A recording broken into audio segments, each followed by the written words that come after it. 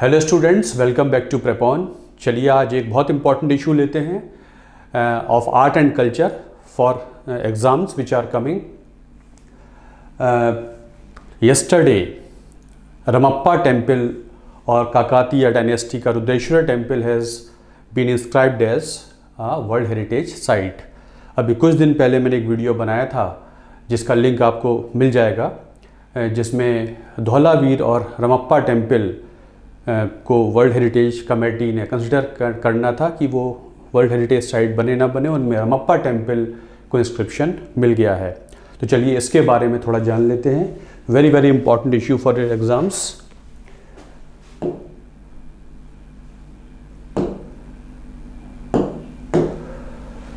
Ramappa temple was built in 13th century in the time of Kakatiya dynasty, Kakatiyas of Warangal, जो 12th से 14th century तक they ruled in the you can say present day Telangana and Andhra Pradesh as a very very powerful dynasty। उसी के समय में जो king Ganpati देव थे उनके समय में ये टेम्पल बनाया जाता है, called Ramappa temple।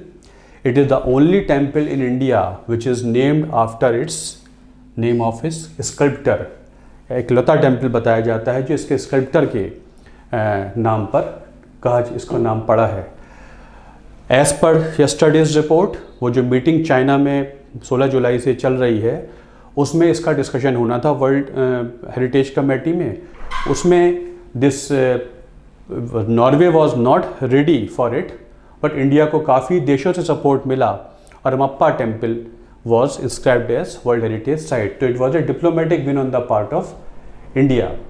17 देशों ने भारत को सपोर्ट किया था। Ramappa temple state government, obviously इस प्रोसेस में स्टेट गवर्नमेंट अपना नॉमिनेशन देती है, फिर भारत सरकार अपना नॉमिनेशन देती है, उसमें से फिर वर्ल्ड हेरिटेज कमेटी देखती है कि कौन सा लेना है कौन सा नहीं लेना है। तो इंडिया के एफर्ट काम आए। जो टेम्पल पे इंस्क्रिप्शंस के उसके अनुसार it was constructed by the general of Kakatiya dynasty called Recharla Rudra Reddy और Recharla Rudra in the time of Ganapati Deva who ruled around this time.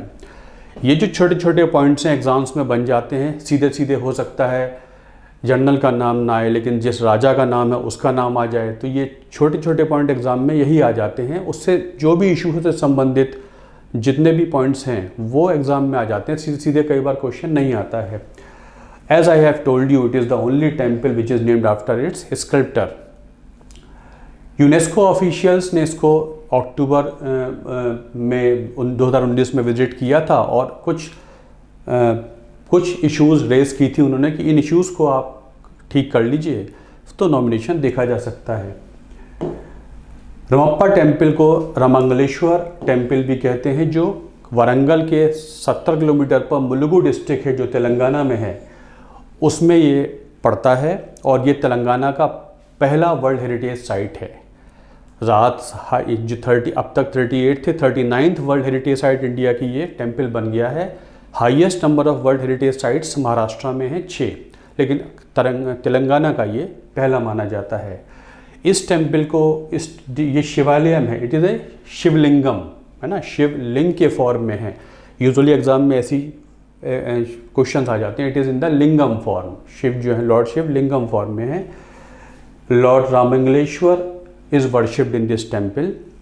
Marco Polo जो एक इटालियन ट्रैवलर था जो करीब 13th सेंचुरी के आसपास भारत में ट्रैवल करने आया था, एशिया में ट्रैवल करता हुआ जाता है, वो भी इसका जिक्र करता है अपने लेखों में और कहता है it is the brightest star in the Galaxy of temples. Marco Polo के जो भारत के बारे में फाइंडिंग्स हैं उसमें भी एक हम डिस्कस करेंगे। एग्ज़ाम में कई बार आ जाता है कि भारत को और जो भारत में विजिटर्स हैं उन्होंने कैसे देखा। तो he visited southern areas, Tamil Nadu Kerala वो विजिट करता है, उसके कुछ फाइंडिंग्स हैं भारत के बारे में।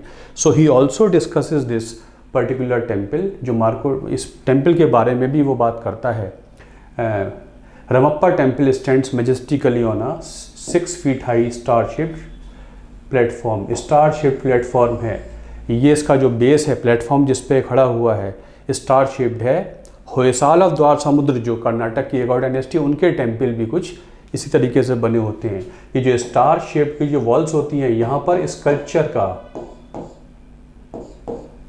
बहुत सारा मौका मिल, जितना या आप इसे रेक्टेंगल बनाएंगे तो 4 सरफेस मिलेंगे, लेकिन स्टार बना देंगे तो एक्सपोज सरफेस ज़्यादा मिल जाएगा, उस पर स्कल्पचर बनाने का ज़्यादा स्कोप बढ़ जाता है। तो इसलिए स्टार शेप प्लेटफॉर्म है, इसलिए वॉल स्पेस का जो स्कल्पचर बनाया गया है वो बहुत ज़्यादा है।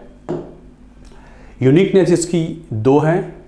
एक तो प्लेटफॉर्म इसका स्टार शेप्ड है ही, ऐसा होयसाला ऑफ द्वार समुद्र वाले डायनेस्टी के टेम्पल्स में भी है, याद रखेंगे आप।